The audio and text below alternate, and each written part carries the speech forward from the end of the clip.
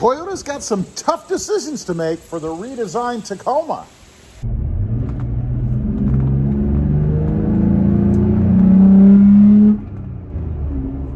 Well, good morning, everybody, and welcome back to RobMotive. And that's right, Toyota's got some tough decisions to make when it comes to the redesigned Tacoma. You know, it's got to be hard. They've got the #1 mid-size selling truck, right?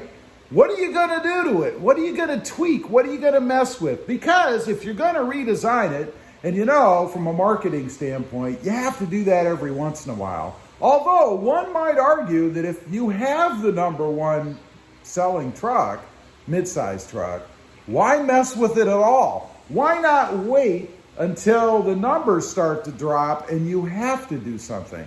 But you see, that's the problem. You don't want to wait until that begins to happen, because then your market share starts to go down and it's hard to catch up. So what do they need to consider? You know, in my opinion, there are 6 things that Toyota needs to consider in their decisions when they redesign the Tacoma. #1, the appearance. You know, it's a gorgeous truck as it is. It's still relevant today. Still the best looking mid-size truck on the market. So what are you going to do with it? You know, I think in this case, they really only need to tweak it a little bit, unfortunately, just for the sake of tweaking it a little bit, because there really isn't much that needs to be done. Maybe a little more rounding here, maybe a little more aesthetic type things there, something like that. That's about it. Although I have heard rumor that they're maybe going to make it a little bit more like the Helix or the Hilux, whatever you call it, that's sold everywhere else basically, but here in the U.S. I don't think that's a good thing. I don't dislike the Hilux or the Helix, but I think the Tacoma as it is looks better. So they have to be careful when they do that. #2, the powertrain. You know, there's all kinds of rumors floating around out there. I mean, look at the Tundra that's coming up. All kinds of speculation about what's going to be available, what's not going to be available. Well, what about the Tacoma? You know, I hear a 4-cylinder turbo. What? It'll be a Ford Ranger. Who wants that? I don't want that. Of course, they could go the route of a hybrid, some sort of hybrid system, or maybe even all electric. I can't see Toyota doing that across the board.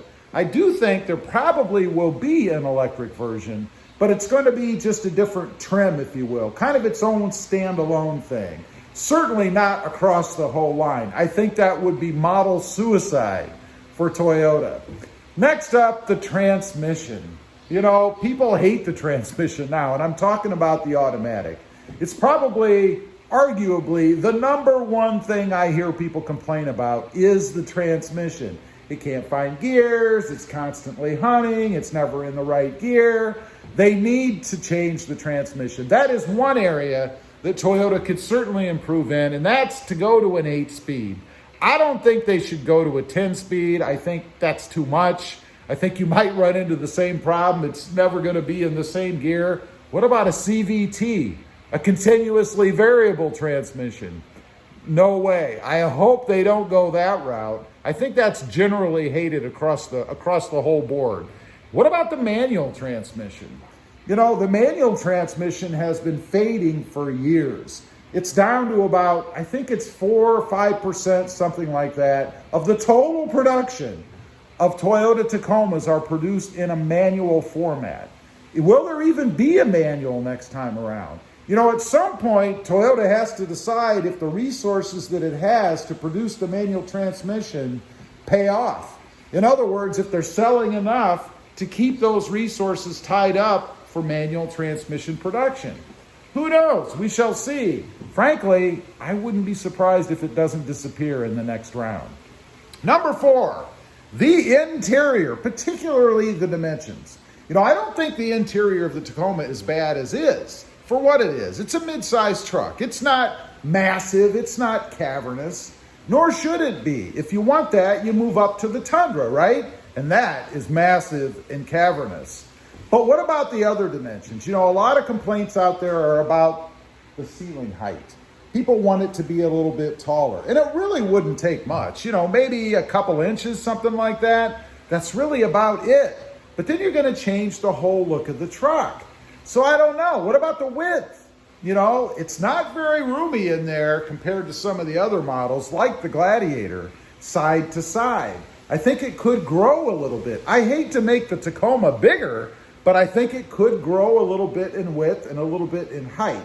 Of course, when you do that, you run the risk of grabbing people that would buy the Tundra and having them buy the Tacoma. You don't want that. You want to have a big enough differentiation between the two that people are going to go for the Tundra if they want a bigger truck and not the Tacoma. Next up, number 5, towing and hauling capacity. The market seems to be leaving Toyota in the dust. The Jeep Gladiator that I have exceeds what the Toyota Tacoma can do. They certainly have to improve there, and it wouldn't take a lot. I'm not saying that the Tacoma has to be equivalent to a full-size truck. I think there's some danger in doing that. I mean, could you imagine having a giant full-size trailer behind the Tacoma, this littler truck out front while it's trying to pull that thing along, only because of weight alone? I would think that would get kind of dangerous. It might actually whip the Tacoma around a little bit in heavy wind. But they do need to improve it somewhat to stay competitive with the other small or mid-sized trucks that are out there. And lastly, we have price. We want all these things and we want them for nothing.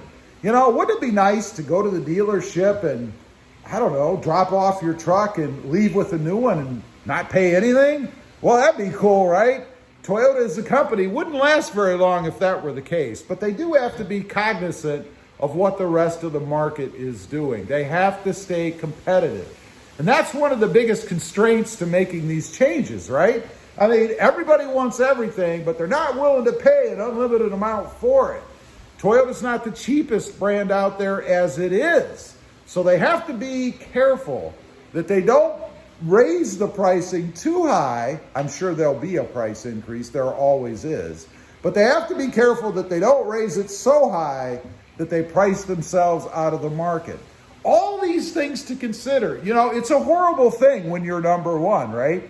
You don't want to do anything that's going to lose market share. When you're number 3, number 4, you're willing to take more gambles. That's why you see all these changes more frequently to other trucks, trying to find the right recipe. The problem in doing that is you kill reliability. That's another issue. Toyota has to do all of this and remain reliable. What they are known for, the benchmark for Toyota. A lot of things to consider. It's going to be interesting. Toyota definitely has got some tough decisions for the redesigned Tacoma. It's going to be very interesting to see what they do.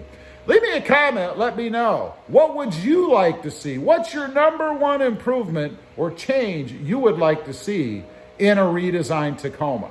I'd be curious to know. Also, real quick, I do have 2 additional channels. RobMotive FST, all about my 2021 Toyota Tundra and the upcoming redesigned Tundra.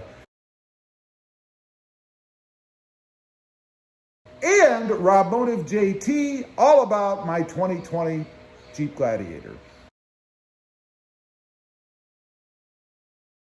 Check them out, and if you're interested, please consider subscribing.